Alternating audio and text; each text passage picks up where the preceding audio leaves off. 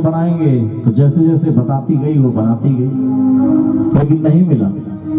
थक गई चित्र बना बना करके, चित्रलेखा चित्र बनाती लेकिन वो समझ में नहीं आता। अंत में झुझला करके चित्रलेखा ने श्याम सुंदर कन्हैया का चित्र बना दिया। और जब कन्हैया का चित्र बनाया तो झट से उषा ने कह दिया, बस बस यही तो है जिनको सपने में देखा था। सर पकड़ लिया उसने, कहा क्या संख्या इनके पास कम थी क्या जो इनको देख लिया। 16,108 तो पहले से है, लेकिन तब तक ध्यान से देखा तो कहा नहीं ये नहीं है। अब जान गई कि ये नहीं है तो इनके जैसे है। तो कन्हैया के बाद की एक पीढ़ी और बढ़ाई। इस बार चित्र प्रद्युम्न का बनाया है। महाराज प्रद्युम्न का चित्र बनाया तो फिर झट से उसने कह दिया कि हाँ हाँ बस सहेली यही तो है। लेकिन जब ध्यान से देखा तो कहा ये नहीं है। अब की बार अनिरुद्ध का चित्र बनाया, प्रद्युम्न के बेटे अनिरुद्ध का चित्र बनाया। और जब बनाया तो उसने फिर इस बार जल्दबाजी नहीं की, पहले पूरे ध्यान से देखा, तसल्ली कर लिया। और जब तसल्ली कर लिया तब कहा यही है, पक्के तौर पर यही है। कहा अच्छा तुम चिंता मत करो, मैं कुछ करती। तो रात में सोते समय अनिरुद्ध को पलंग सहित चित्रलेखा ने बाणासुर के महल में लाकर रख दिया। वो ऐसी विद्या जानती थी, लेकिन प्रेम छिपता नहीं। रात में अनिरुद्ध के साथ उषा की बातचीत पहरेदारों ने सुन लिया और जाके बाणासुर को बता दिया।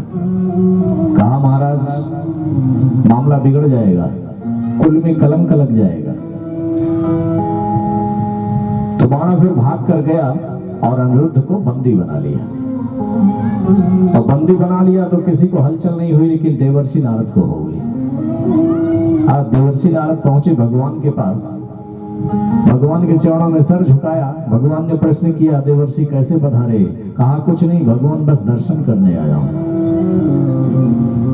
कुछ देर बाद फिर भगवान ने पूछा देवर्षि कैसे पधारे? देवर्षि नारद ने कहा कुछ नहीं भगवान बस आपको दर्शन करने आया था। भगवान तो सबके मन की बात जानते हैं।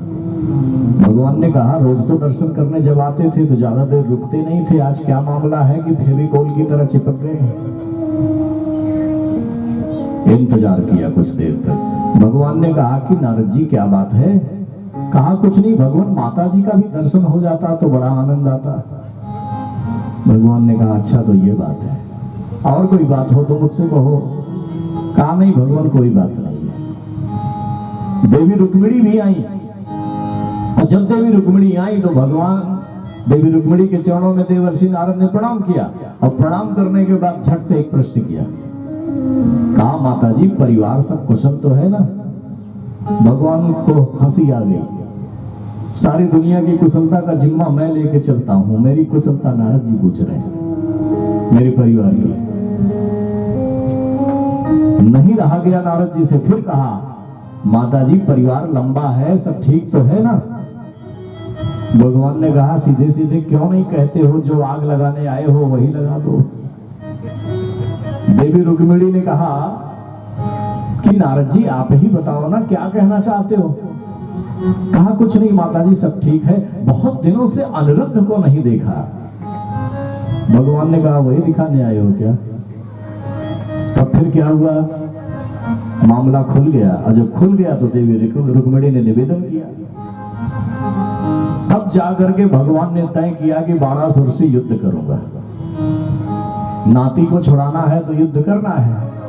और जब नाती को लाने गए महाराज तो दूसरी पक्ष से भोलेनाथ भी पहुंच गए, क्योंकि उन्होंने तो वादा किया था कि मैं तो साथ रहूंगा।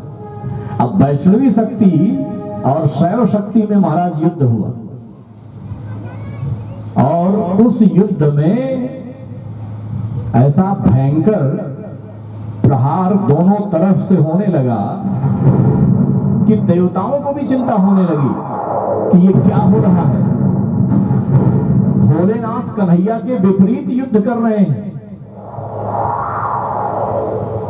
लेकिन अंत में भोलेनाथ ने कन्हैया के चरणों में नमन किया। जब भगवान ने बाणासुर की भुजाओं को काटना शुरू किया, बाणासुर की भुजाओं का छेदन करना शुरू किया, तो भोलेनाथ ने हाथ जोड़ लिया, कहा हे भगवान थोड़ी मेरी मर्यादा की रक्षा कर दीजिए, ये मेरा दास है, इसको मुक्त कर दीजिए, इसको जीवन दान कर दीजिए। भगवान प्रसन्न हो गए और भगवान ने बाणासुर की सारी भुजाओं को काट दिया, केवल 4 भुजाओं को छोड़ा। बोलो भक्त भगवान की। और फिर अनिरुद्ध को ला करके अनिरुद्ध और उषा का पाणी ग्रहण हुआ। बोलो भागवत भगवान की। एक बार कुछ बच्चे खेल रहे थे,